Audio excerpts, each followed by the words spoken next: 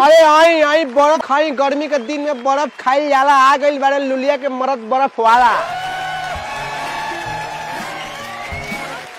भले चेहरा बा तनी काला, लेकिन हई बड़ा दिलवाला। आ गोल रही बियाह करे पहन के पैसा के माला।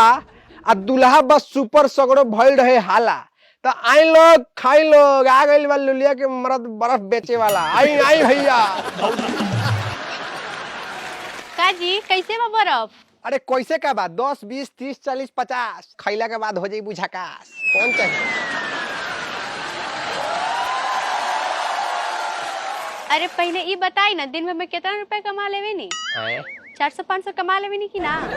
हाँ महाराज, उतना तो आदमी कमाइए लेवेला जब भगवान हाथ में काला देले बना तो।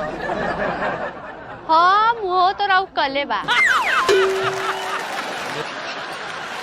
हाँ तो दिन भर घामा में घूम के बर्फ बेची लो तो चेहरा करिया ना हुई तो कैसोरिया हुई है। बैठल बैठल घर में फेयर लवली लगावत तरू। उ तो गनीमत बा कि हम अपना चेहरा पर भेसलिन लगावत रहे नी बराबर कि चेहरा के चमक बाचल बा।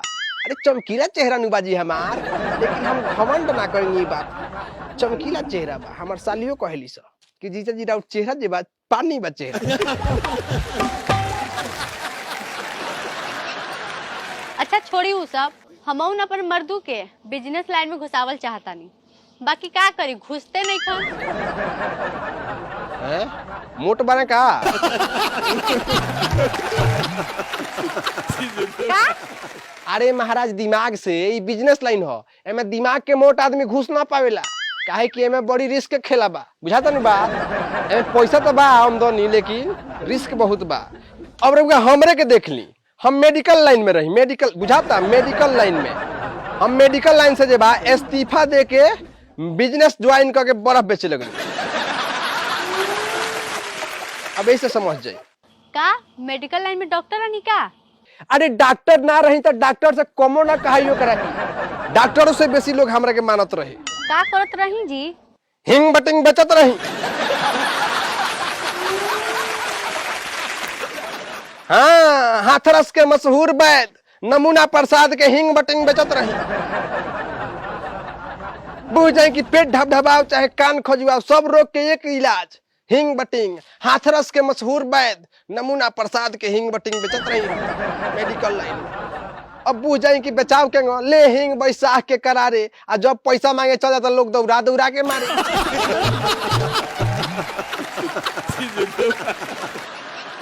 यही कारण से जेबा हमरा मेडिकल लाइन छोड़े के पड़ो। ओकरा बाद हम लोगनी सोचे कि होय ना होय अब हमरा बिजनेस लाइन में घुसे के पड़ी। लेकिन जानते बनी रहुआ, बिजनेस लाइन में घुसे खातिर पूंजी चाहिए। हमार जौन पूंजी रहे उ तो बैसाख के करारे पूरा मार्केट में छिटायल रहे है? तब जाके हम पीएनबी बैंक से 200 रुपया के लोन लेनी आ बर्फ के बिजनेस शुरू कर। का 200 रुपया? 200 रुपया कौन बैंक लोन देवेला जी? अरे महाराज, पीएनबी बैंक मतलब पत्नी नेशनल बैंक।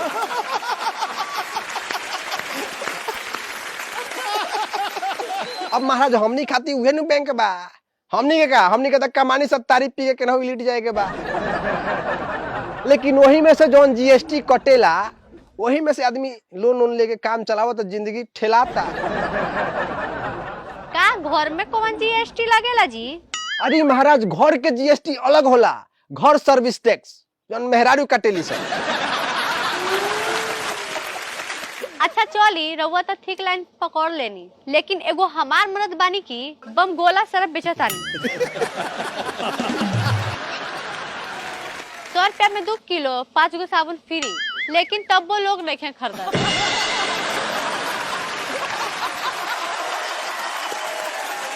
अरे महाराज रहुआ वो बिजनेस के नाम मत ली। तोबा तोबा, राम राम राम राम। वही बिजनेस के चलते तो साला हम नोट बाल्टू पर चलता नहीं। हमारा गोर में नोट बाल्टू लागल बा, विश्वास करे। अब चलनी जब रहुआ नाम ले लेबन तो रहुआ हम बता देता नहीं ओकर का कहानी बा। एक बार जो रहुआ ओकरा से कपड़ा धो देनी तो रहुआ कपड़ा से हाथ धो बैठे।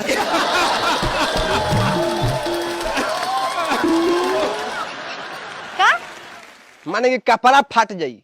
आज जब कस्टमर के तहरा सरफ का चलते कपड़ा फाट जाई तो हाथ पर हाथ धके तब बैठल ना रही। वो तहार कुछ ना कुछ फारे का फिराक में लग जाई। आ कहियो न कहियो तो रउआ ओकरा हाथे लागिए जाए। काहे कि पुरानका लोग कहत रहे चिड़ई उड़िहन केतनो आकाश लेकिन करिहे धरतीये के आ। अब वही में कहियो भूले भटके आदमी धरा जाला। अब पूछ जाए कि कपड़ा के बदला में मुंह हाथ तो फरबे करेला सो, लेकिन वही दौरान कुछ ऐसा चीज फाड़ देवला सन जौना के रउआ सामने हम व्यायाम नहीं कर सकते।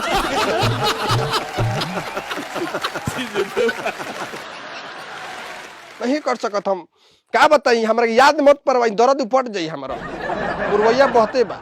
अच्छा यही से ना हमर दू के हर 2-3 दिन पर मुंह फटत रहेला।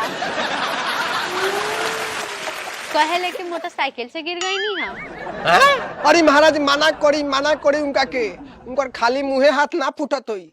देखा हम रात के सुतत हुई तो एक एक करे रात भर सुतले रह जात हुई है। अब उठाऊ बैठे में जौन बा दिक्कत करत हुई, बहुत कुछ फाड़ेला सब महाराज, बाप रे बाप। माना करी उनका के कि एगो टोला में दोबारा बेचे मत जा, से बिजनेस के रूल नियम हो कि जावना टोला में एक बार बम गोला सारा बेच देलो दोबारा मन जा। ऐसा कहनी है कि मोट दिमाग वाला आदमी ये सब लाइन में सरवाइव ना कर पावेला। उ तो हमरा ऐसा बा पातर छितर दिमाग वाला आदमी की बिजनेस चला रहल बा। ठीक बा, हमू नु जात बानी, कहताने पर मर्दू से का सरफ बेचले बानी, जाई होने बर्फ बेची। हैं? अरे महाराज ये सब का कहता नहीं, बर्फ किनी महाराज, कुछ उतना देर से हमारे कई गो बर्फ गोल गोल हुई घामा में, ऊपर से हमारे बिजनेस करूंगा पैसा फिर कहीं खैनी वैनी बेचे के महाराज, ये बर्फ बेची है।